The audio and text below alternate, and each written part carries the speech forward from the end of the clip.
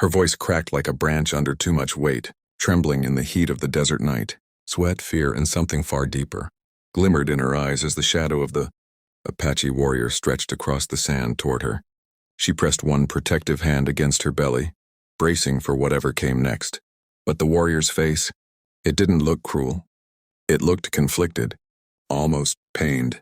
And that's where this story begins, in the space between fear and the possibility of something else entirely. Before we continue this powerful story, make sure to like, share, and subscribe to Power of Kindness, where every story reminds us that kindness still matters. The woman's name was Elena, a young settler traveling west with a caravan that had scattered after a sandstorm. She'd been walking alone for hours, dizzy from exhaustion, when she saw the figure, dark braids, painted face, leather armor, stepping out from the horizon. She'd heard the stories. Everyone had. So when he came closer, she begged, "Please, don't come nearer." But he didn't stop. He took one more step, then another, and then he dropped to one knee. Elena blinked. This wasn't an attack. He lifted both hands slowly, palms open toward her belly. In a calm, steady voice, he said, "Storm coming. You need shelter." She didn't understand all the words, but the tone was unmistakable. He wasn't a threat. He was offering help. Still, fear held her like a chain. "Why?" she whispered. The Apache didn't answer. Instead, he pointed to the sky, darkening fast, and motioned for her to follow. When she hesitated, he took off a small carved pendant from around his neck and placed it gently at her feet, as if to show trust, a gesture rooted in tradition, in honor. Elena picked it up, feeling its warmth, and something inside her softened. She followed. They reached a narrow canyon just as the wind began to howl. The warrior guided her into a hidden rock alcove, shielding the opening with branches and blankets. The storm erupted, lightning ripping across the sky, sand whipping with brutal force, but inside they were safe. Hours passed. Neither spoke much. The silence felt less like distance and more like peace. But then Elena gasped, sharp and panicked.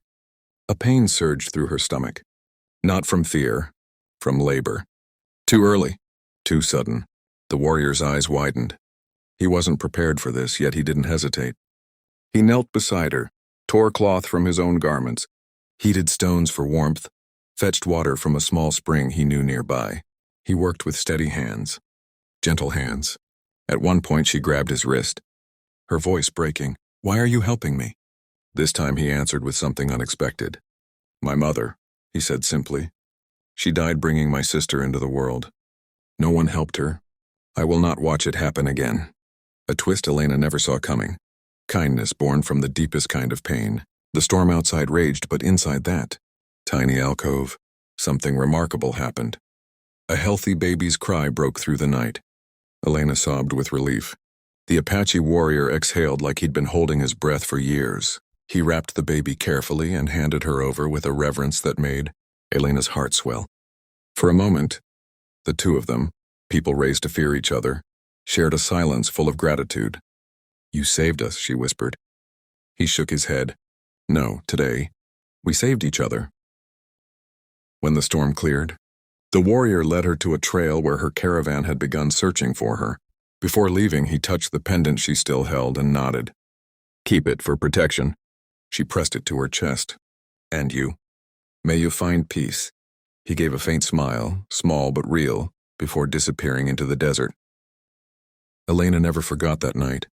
Not because of the danger, not because of the storm, but because a stranger she'd once feared showed her the kind of kindness that rewrites a life.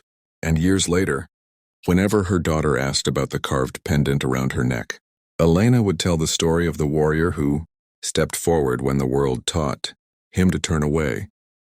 And that's the heart of today's story.